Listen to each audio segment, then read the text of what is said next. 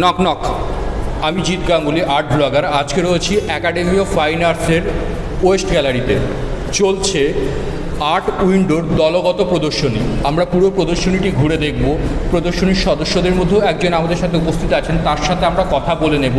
আপনারা পুরো প্রদর্শনীটি দেখুন, কেমন লাগলো কমেন্ট বক্সে অবশ্যই জানাবেন। আচ্ছা নূরবাবু, আপনার মোট কতগুলি ছবি প্রদর্শিত হচ্ছে? আমার এখানে আছে আপনার 7টা ছবি আছে। 7টা ছবি। এবং আপনারা কতজন মিলে এই দলটি তৈরি আপনাদের? আমাদের দল আছে মোট 7জন আর্টিস্ট।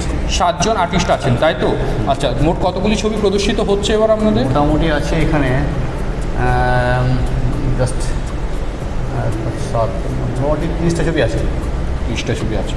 আমি দেখলাম আপনার ছবির মূলত বিষয়বস্তু রয়েছে লোটাস, এবং লোটাসের সাথে রয়েছে কখনো মাছ আছে, কখনো পাখি আছে, ঠিক আছে?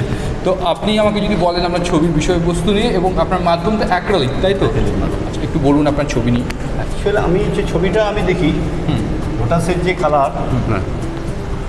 যে কালার, পাতা বিভিন্ন রকম, আমার মনোক্রম বিভিন্ন রকম কালার মিশিয়ে আমি করি।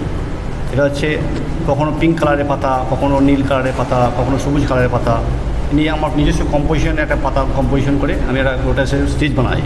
আচ্ছা, হ্যাঁ, এগুলো হচ্ছে বাস্তব যেটা হয় সবুজ রঙের, তার থেকে আমি একটু অন্যরকম করে করি। আপনি কালারটাকে নিয়ে একটু ফ্যান্টাসি ইউজ করে নিজের মতন করে সেটা করে থাকেন।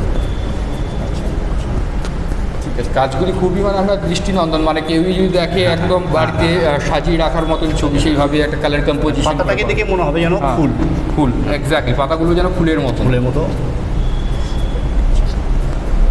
ঠিক আছে নূরবাবু, ভালো লাগলো আপনার সাথে কথা বলে। এবং আপনাদের প্রদর্শনীটি কত তারিখ থেকে শুরু হয়েছে? আমাদের শুরু হচ্ছে 17 থেকে 22 তারিখ পর্যন্ত চলবে।